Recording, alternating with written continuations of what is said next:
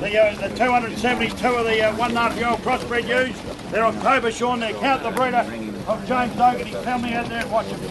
Yeah, 272 over the 2 pens. Beautiful big roomy ewes there, aren't they? Plenty of breeding there, bred south of Wyche. But Count the Breeder once again, so quality all the way there. Right over for the 272. For that line of ewes there on your form, should be worth there, what, 170? 170, 165, 160. Wycheproof Associated Agents conducted their final sale for the year on Friday. Peter Palling joins me from Landmark. Peter, a sale today that was off the pace, generally speaking, from last week's market, but you'd have to say that it was a good result in 3/4 of the area of the market today. Yeah, no, look, it was solid, Murray. The only little glitch in the market was probably on the 2 or 3 pens of first cross ewe lambs that probably didn't have the stand-up of last week's sale that was conducted here by elders. But other than that, very, very solid, yeah. Yeah, the young ewes generally sold in that crossbred section from 115 to up to $150, I think was the top.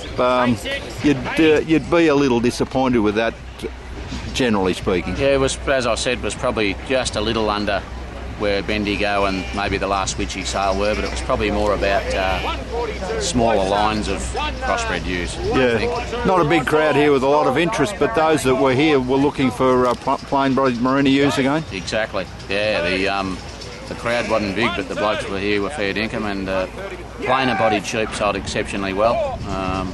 Had a big run of 850 woolly 1.5-year-old ewes, May Sean, made from 130 to 142, so that's pretty good going. Yeah. 4 pens down the line. Some heavy wool cutters, a little bit more wrinkly in the skin. Barely any interest on them at all. It's hard to fathom with the rise in the wool market what's actually happening there. That's exactly right. The wool job's really solid, yet I think all the guys buying the merino ewes were certainly after more of those plainer bodied sheep for this prime lamb job, so you could certainly see it in the thicker skin sheep. 20 to 30 off the plain bodied sheep. Yeah, that the buoyancy of the plain bodied sheep carried into the aged sheep too for the 5 and 5-year-old sheep. Certainly did, and we've seen this mutton market in the last fortnight to 3 weeks really start to lift, and it's probably got a little bit more left in it post-Christmas.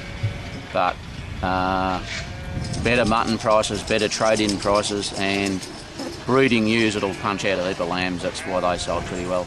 Yeah, also. And with a few stubbles starting to empty out, the inquiry for wether lambs, both shorn and unshorn, was unprecedented almost. Incredible. I'd hate to think how much dearer that wether lamb job was right through, even on the little fellas, you know. So same thing, more trade-in price, stubbles coming off, and I think a lot more fellas prepared to put a few wether lambs on and fatten them up for a kill job next autumn or winter.